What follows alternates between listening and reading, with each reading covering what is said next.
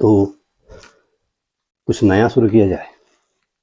ठीक है, last time पे आपको ध्यान होगा मैंने आपको बताया था चुंबकीय फ्लक्स बताया था, और साथ में वैद्युत चुंबकीय प्रेरण का केवल शुरुआती दो चार लाइनें बताई थी आपको। ठीक है ना, अब हम इसी को थोड़ा सा और आगे बढ़ाते हैं। और ध्यान रहे, वैद्युत चुंबकीय प्रेरण जो है एक रिवोल्यूशनरी खोज है भाई, फैराडे की एक क्रांतिकारी खोज, आप साइंस में इसको कह सकते हैं। तो अब हम फैराडे के जो प्रयोग है उस पर आते हैं और वैद्युत चुंबकीय प्रेरण पे आते हैं एक्चुअल चैप्टर। तो वैद्युत चुंबकीय प्रेरण वो हम आते हैं, जो आपका मूल चैप्टर है वैद्युत चुंबकीय प्रेरण, यानी कि लास्ट टाइम बताया था इलेक्ट्रोमैग्नेटिक इंडक्शन, EMI में इसको लिख रहा हूँ इसका मतलब है इलेक्ट्रोमैग्नेटिक इंडक्शन। ठीक है, इस पे आते हैं।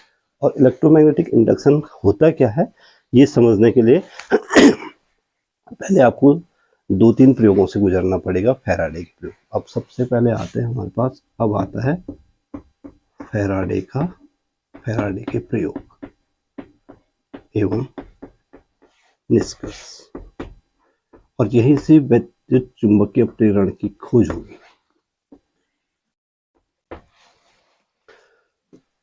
आप लोग ये पढ़ चुके हैं पहले, इससे पहले वाले चैप्टर में ये पढ़ चुके हैं कि ऑस्टेड के प्रयोगों से ही शुरू होता है फैराडे के प्रयोग। ऑस्टेड के प्रयोग में क्या बताया गया था, ऑस्टेड ने एक प्रयोग किया था 1820 में, और इसने बताया था कि जब किसी चालक में वैद्युत धारा प्रवाहित करते हैं तो चालक के चारों ओर एक चुंबकीय क्षेत्र उत्पन्न हो जाता है। होता था कि चालक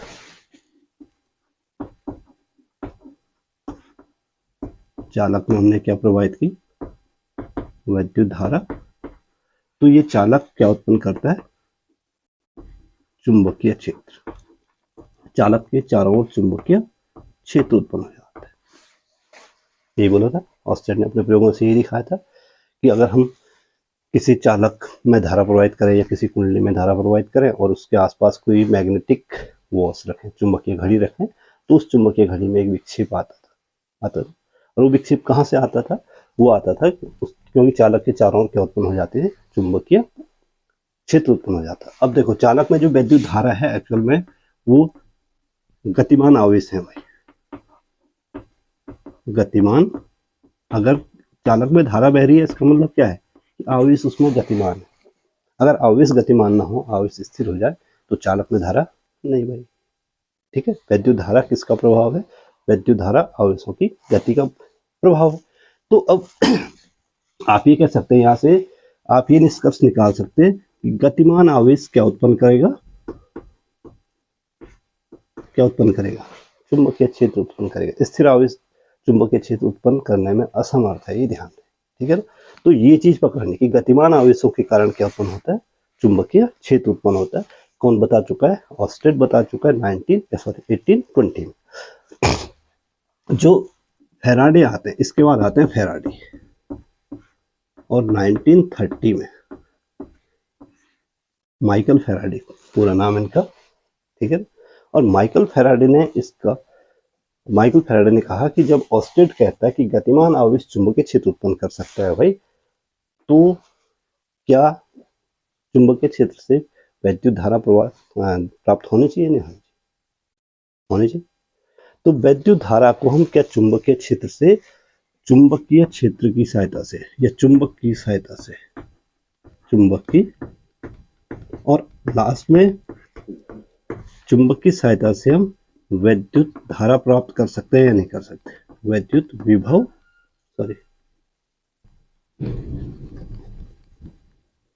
विद्युत वाहक बल उत्पन्न होता है एक्चुअल में।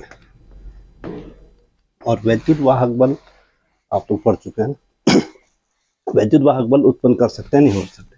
और जब वैद्युत वाहक बल उत्पन्न होगा तो निश्चित ही क्या होगी, हम एक कुंडली को बंद परिपथ बना देंगे, तो वैद्युत वाहक बल क्या उत्पन्न करेगा, वैद्युत धारा उत्पन्न करेगा। तो अल्टीमेटली चुंबक की सहायता से हमें क्या प्राप्त करनी है, वैद्युत धारा प्राप्त करनी है। चुंबक लेना है, चुंबक की सहायता से बिना किसी इलेक्ट्रिकल सोर्स के, बिना किसी सेल के या किसी अन्य सोर्स के हमको क्या उत्पन्न करनी है, वैद्युत धारा उत्पन्न करनी है। ये कहलाता है वैद्युत चुंबकीय प्रेरण। इस पूरी घटना को हम बोलते हैं वैद्युत चुंबकीय प्रेरण, EMF। ठीक है ना। अब कैसे हुआ ये हुआ क्या, इसके लिए फैराडे ने प्रयोग करने शुरू किए। उन्होंने क्या किया, एक कुंडली ली और एक धारामापी ली, एक चुंबक लिया। ठीक है ना। और कई टाइम तक फैराडे प्रयोग करना शुरू कर, कई टाइम तक अपने लैब में प्रयोग करते रहे। एक कुंडली ली हुई है, एक चुंबकीय क्षेत्र, एक धारामापी लिया हुआ है और एक चुंबक लिया हुआ है, और लगे हुए हैं उसमें प्रयोग करने पे कि कैसे हम चुंबक से क्या करेंगे, वैद्युत धारा उत्पन्न करेंगे। लेकिन काफी टाइम तक फैराडे नाकाम रहे। ठीक है ना।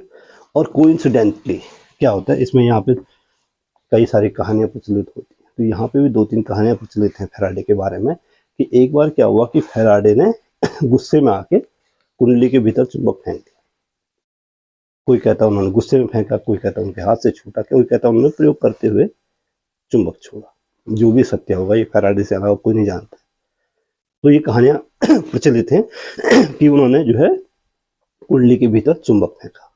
अब अचानक से क्या देखते हैं कि जैसे ही कुंडली के भीतर चुंबक पड़ता है, वैसे ही कुंडली से जुड़े धारामापी में एक हल्का सा विक्षेप उत्पन्न होता है। अब उन्होंने यहाँ से फैराडे का निष्कर्ष शुरू हुए।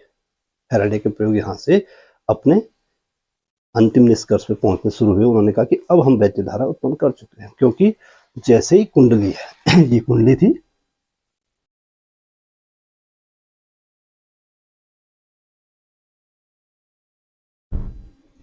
ये कुंडली है और इसमें उन्होंने एक धारामापी लगा हुआ है, केवल धारामापी, और इस पे और एक चुंबक है उनके पास। ये क्या है, इसका ये N सिरा है और इसका ये क्या है, S सिरा। ये चुंबक है, ये कुंडली है और ये धारामापी है। इस कुंडली से एक धारामापी जुड़ा हुआ है। ठीक है ना। अब इस कुंडली से धारामापी जुड़ा हुआ है तो इसका विक्षेप शून्य ही होगा, शून्य विक्षेप होगा, क्योंकि कोई वैद्युत स्रोत इससे जुड़ा नहीं है। तो जैसे ही तीनों में से जो भी घटना हुई होगी जो मैं आपको बता चुका हूँ, जैसे ही चुंबक इस कुंडली के पास से गुजरा, धारामापी में एक विक्षेप उत्पन्न हुआ।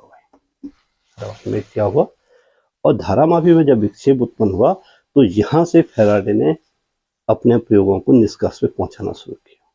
अब फैराडे के प्रयोग क्या क्या है, उनके निष्कर्ष क्या क्या है, वो मैं आपको डिटेल में बताता हूँ। अब होता क्या है कि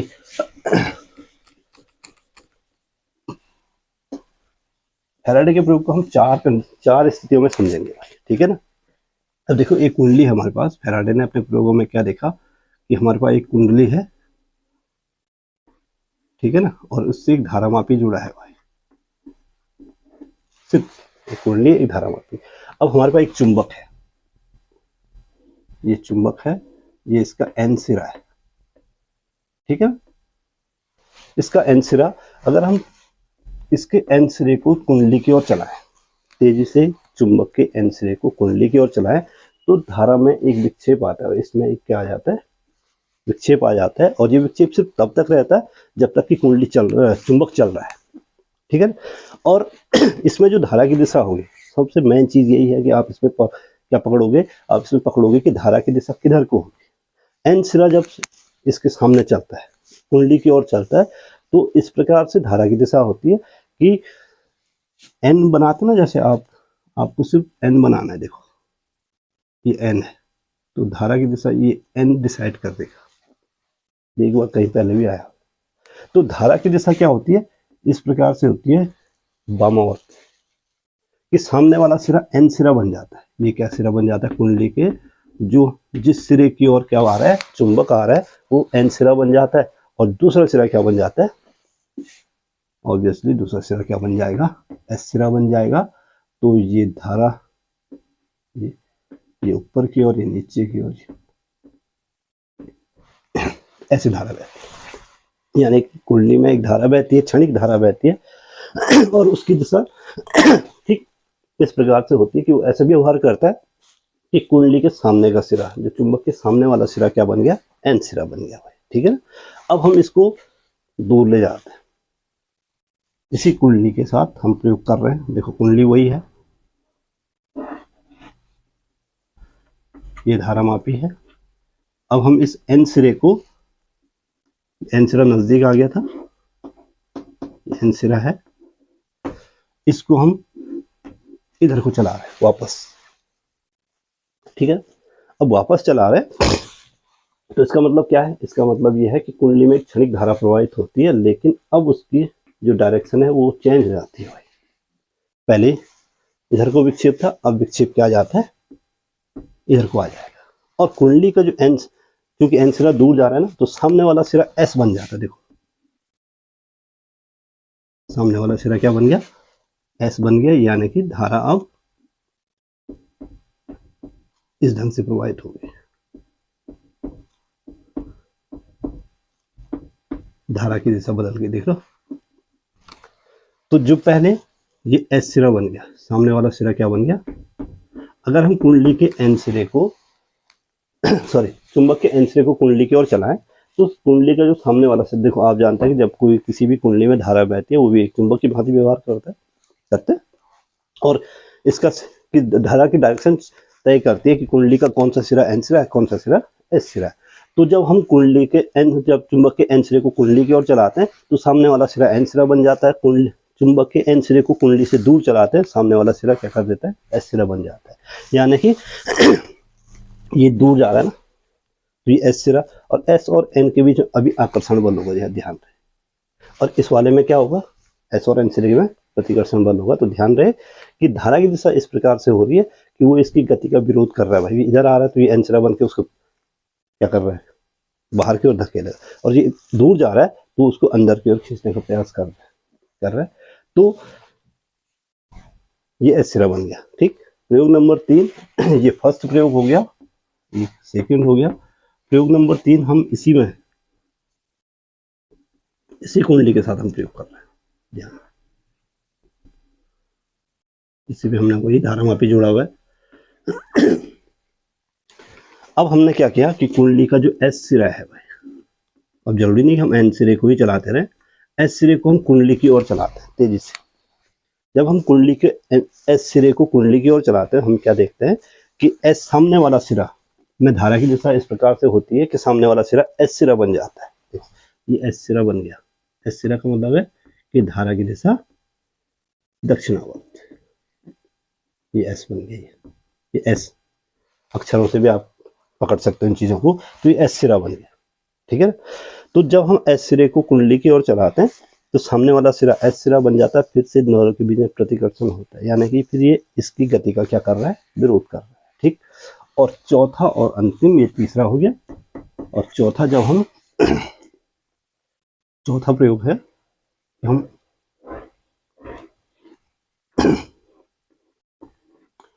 है वही चीजें सारी हमारे पास। ये एस सिरा इस समय इधर को विक्षेप देगा, और हम एस सिरे को अब दूर ले जा रहे हैं भाई, हम दूर इधर को चल, देखो एरो का चिन्ह दिखा रहा है कि किधर को जा रहा है, ठीक है ना। अब ये एस सिरा हम जब दूर ले जाते हैं तो सामने वाला सिरा एन बन जाएगा, एन बन गया ये, ठीक है ना। और फिर से वापस एन सिरा का मतलब है कि जो धारा की दिशा है वो क्या हो जाएगी, कम अर्थ होगी भाई, ठीक। तो आपने इन चारों में क्या देखा, फिर से वापस विक्षेप इस डायरेक्शन में आ जाएगा। पहली स्थिति में जब हम एन सिरे को कुंडली की ओर ले जाते हैं तो कुंडली के सामने का सिरा, जब हम चुंबक के एन सिरे को कुंडली की ओर चलाते हैं तो सामने वाला सिरा एन सिरा बन जाता है। इस धारा की दिशा इस कुंडली में इस प्रकार होती है कि सामने वाला सिरा एन सिरे के भांति व्यवहार करता है। अगर हम चुंबक के एन सिरे को कुंडली से दूर ले जाएं तो फिर से एक विक्षेप होता है उसमें, लेकिन धारा की दिशा पलट जाती है और इस प्रकार व्यवहार करती है कुंडली, इसका सामने का सिरा क्या हो गया, एस बन जाता है। जब हम एस सिरे को कुंडली की ओर चलाते हैं तो सामने वाला सिरा फिर एस सिरा बन जाता है, यानी कि धारा की दिशा इस प्रकार से होती है कि आप ऐसा कह सकते हैं कि कुंडली का सामने का जो सिरा है वो एस सिरा बन गया, दूसरा वाला क्या बन जाएगा, एन सिरा बन जाएगा, ठीक है। और इसी प्रकार से जब हम एस सिरे को कुंडली से दूर ले जाते हैं तो क्या होता है कि फिर से वापस विक्षेप होता है, लेकिन धारा की दिशा फिर से पलट जाती है और धारा सामने वाला सिरा क्या बन गया, एन सिरा बन गया। अब यहाँ पे आपको थोड़ा सा ये चीज़ नोट करनी है कि कौन सा सिरा एस सिरा और एन सिरा बन रहा है, उससे क्या प्रभाव पड़ रहा है। देखो ये एन सिरा है, ये भी एन सिरा, ये इसकी ओर चल रहा है, तो ये वाला एन सिरा इसको क्या करेगा, देखो सजातीय ध्रुवों में क्या होता है, चुंबक के सजातीय ध्रुव एक दूसरे को प्रतिकर्षित करते हैं और चुंबक के विजातीय ध्रुव एक दूसरे को क्या करते हैं, आकर्षित करते हैं, या पढ़ चुके हैं। तो ये दोनों सजातीय ध्रुव हो गए, ये दोनों सजातीय ध्रुव हो गए, ये एक दूसरे को प्रतिकर्षित करेंगे। इससे भी एक इंटरेस्टिंग फैक्ट निकल के आता है। देखो जी, अब जब एन सिरा दूर जा रहा है तो सामने वाला सिरा एस सिरा बन गया, यानी ये इसको क्या करेगा, आकर्षित करने का प्रयत्न करेगा। जब एस सिरा नजदीक आ रहा है, सामने वाला सिरा एस बन गया, फिर से वापस प्रतिकर्षित करने का प्रयत्न करेगा, और जब एस सिरा दूर जा रहा है तो वापस खींचने का प्रयत्न करेगा। यानी कि कुल मिला के जो धारा, जो कुंडली है भाई, कुंडली में जो वैद्युत धारा बह रही है, वो इस चुंबक की गति का क्या कर रही है, विरोध कर रही है। जब ये नजदीक आ रहा है तो इसको दूर भगाने का प्रयत्न करेगी, दूर जा रहा है तो खींचने का प्रयत्न करेगी। बात समझ में आ रही है। तो यहाँ से एक इंटरेस्टिंग फैक्ट निकल के आता है कि जो ये प्रेरित धारा है या प्रेरित विद्युत वाहक बल है, वो उस कारक का विरोध करता है जिससे कि खुद उत्पन्न हो रहा है। उत्पन्न किससे हो रहा है, उत्पन्न हो रहा है एन सिरे को नजदीक आने से, या एन सिरे को दूर जाने से, एस सिरे को नजदीक आने से, या फिर एस सिरे को दूर जाने से उत्पन्न हो रहा है। और जब ये नजदीक आ रहा है तो ये उसको दूर भगाने की कोशिश कर रहा होगा, और जब दूर जा रहा है तो इसको नजदीक खींचने का प्रयत्न कर रहा है। तो इसको, ये भी एक इंटरेस्टिंग फैक्ट कि उसी कारक का विरोध करता है जिससे कि उत्पन्न होता है। लेंज का नियम सुना हुआ आप लोगों ने, ठीक है ना। तो इसको हम नियम जब पढ़ाया जाएगा उसमें बताएंगे। तो ये चीजें हैं। आगे फैराडे के नियम, फैराडे ने एक प्रयोग, फैराडे के 4 प्रयोग हैं केवल, वैसे 2 सब्सिडियरी एक्सपेरिमेंट भी हैं, उनको भी बताएंगे, लेकिन मुख्य रूप से फैराडे के 4 प्रयोग है भाई। ये चौथा प्रयोग हुआ। अब इसके निष्कर्ष हैं। निष्कर्ष से पहले कुछ चीजें और, फैराडे ने कुछ और क्या देखा कि एक तो ये 4 प्रयोग देखे, उसके बाद ये पहली स्थिति तो ये है कि उसने ये 4 प्रयोग किए, ठीक है ना। दूसरी स्थिति ये है कि फैराडे ने ये देखा कि जैसे जैसे अब चुंबक के जो इसमें विक्षेप है भाई, जो इसको धारा दिखा रहा है, विक्षेप क्या दिखा रहा है, धारा मापी है तो धारा दिखा रहा है, तो ये विक्षेप हमेशा क्षणिक होता है, ठीक है ना। उसका दूसरा ऑब्जर्वेशन क्या है, दूसरा ऑब्जर्वेशन ये है कि अगर हम कुंडली में फेरों की संख्या बढ़ा दें, कुंडली में फेरों की संख्या बढ़ा दें, या चुंबक, जो चुंबक है, जो प्रयुक्त चुंबक, जिस चुंबक को हम प्रयोग कर रहे हैं, चुंबक शक्तिशाली ले, पावरफुल चुंबक ले, तो विक्षेप, जो चुंबकीय सुई में जो विक्षेप है भाई, विक्षेप बढ़ जाता है।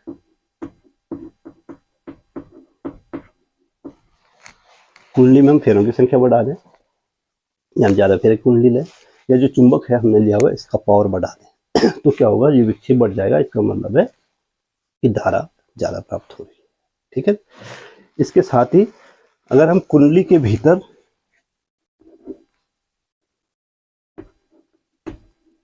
कुंडली के भीतर जो है नर्म लोहे की क्रॉड रख दें, अब नर्म लोहे की क्रॉड रख दें तो भी विक्षेप बढ़ जाता है। नर्म लोहे की क्रॉड रखें कुंडली के भीतर तो भी विक्षेप बढ़ जाता है। इसको हम शक्तिशाली चुंबक लें तो भी विक्षेप बढ़ जाता है। और अगर हम क्या करें, कुंडली में फेरों की संख्या बढ़ा दें तो भी विक्षेप क्या हो जाता है, बढ़ जाता है। दूसरा ऑब्जर्वेशन ये था। और तीसरा ऑब्जर्वेशन था भाई इसका, चुंबक जितनी तेजी से चलाते हैं, चुंबक चलाने की गति बढ़ा दें, तेजी से चलाएं,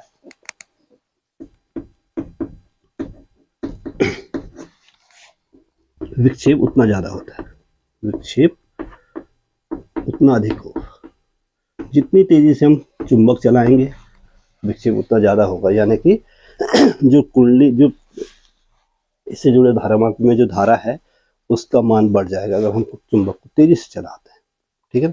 और चौथा ऑब्जर्वेशन ये था कि अगर हम चुंबक को रोक दें, चुंबक रोक दें, स्थिर अवस्था में ले रोक दिया हमने, ठीक है ना, ये कुंडली चुंबक को ले जाके रोक दिया, तो तुरंत विक्षेप शून्य होता है। तुरंत क्या होता है।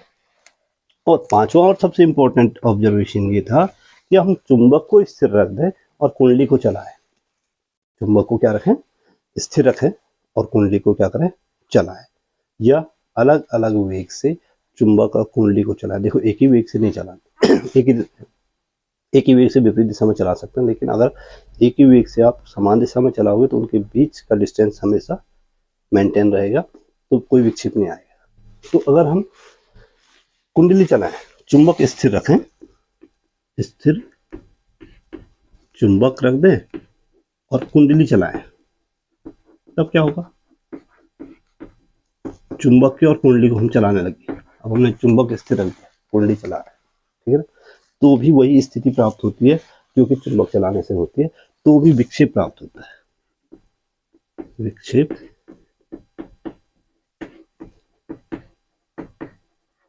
कुंडली हमने चुंबक स्थिर रख दिया। पहले हमने सारे प्रयोगों में हमने क्या रखा था, चुंबक चला रहे थे, कुंडली स्थिर रखी थी। अब हमने कुंडली चला रहे हैं और चुंबक को क्या रख दिया, स्थिर रख दिया। तो यहाँ से ये 4-5 ऑब्जर्वेशन फैराडे के प्रयोगों के हैं, और यहाँ से हम निष्कर्ष पे पहुंचते हैं। यहाँ से फैराडे निष्कर्ष पे पहुंचा कि भाई जब किसी कुंडली और चुंबक के बीच सापेक्ष गति होती है, यहाँ से इसको मिटा दूं मैं, यहाँ मिटा देता हूँ, इसके निष्कर्ष हम यहीं पे निकाल देंगे।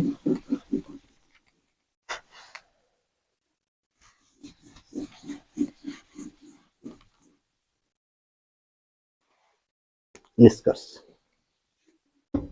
फैराडे के चुंबकीय प्रेरण संबंधी प्रयोगों के हम निष्कर्ष में पहुंचते हैं। प्रयोग समझिए। अब निष्कर्ष ये है कि जब किसी कुंडली और चुंबक के बीच सापेक्ष गति होती है, देखो लास्ट वाला निष्कर्ष देखिए, लास्ट वाला प्रयोग कि स्थिर चुंबक था, कुंडली चल रही थी। पहले वाले सारे प्रयोगों में कुंडली स्थिर थी, चुंबक चल रहा था। अब हम निष्कर्ष पे पहुंचते हैं कि निष्कर्ष ये है इन सारे प्रयोगों का, इनका सबका लबोलुआब ये है कि अगर किसी कुंडली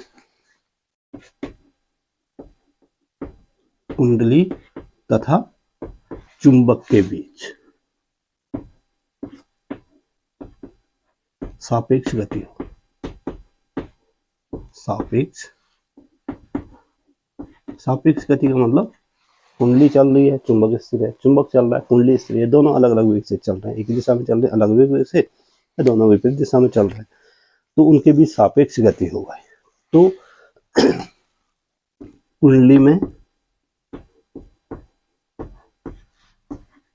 एक विद्युत वाहक बल प्रेरित हो जाता है। विद्युत वाहक बल, ईएमएफ सुना हुआ है आप लोगों ने, ईएमएफ लिख सकते हैं इसको, प्रेरित हो जाता है, उत्पन्न हो जाता है, प्रेरित बाद में बोलेंगे इसको। एक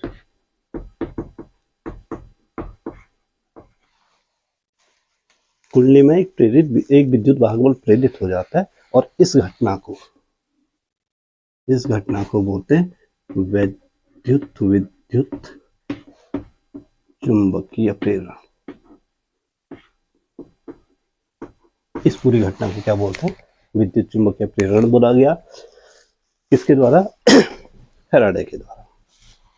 इसी को इलेक्ट्रोमैग्नेटिक इंडक्शन, कि जब कुंडली और चुंबक के बीच सापेक्ष गति होगी तो कुंडली में एक विद्युत वाहक बल उत्पन्न हो जाएगा, और इस घटना को विद्युत चुंबकीय प्रेरण कहते हैं।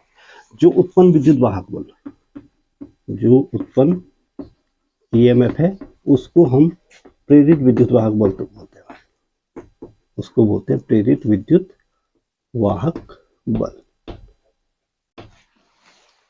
ठीक। और अगर ये जो विद्युत वाहक बल उत्पन्न हुआ, इसको हम क्या बोलते हैं, प्रेरित विद्युत वाहक बल बोलते हैं। और यदि कुंडली, यहाँ पे ये कंडीशन है, यदि कुंडली बंद परिपथ के रूप में हो,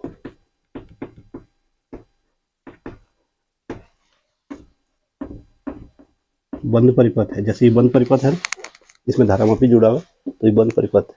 अगर इसमें धारामापी न जुड़े, कुंडली सीधी है, तब क्या होगा, अगर कुंडली बंद परिपथ के रूप में हो तो कुंडली में एक धारा बहने लगती है, तो कुंडली में एक धारा बहने लगती है।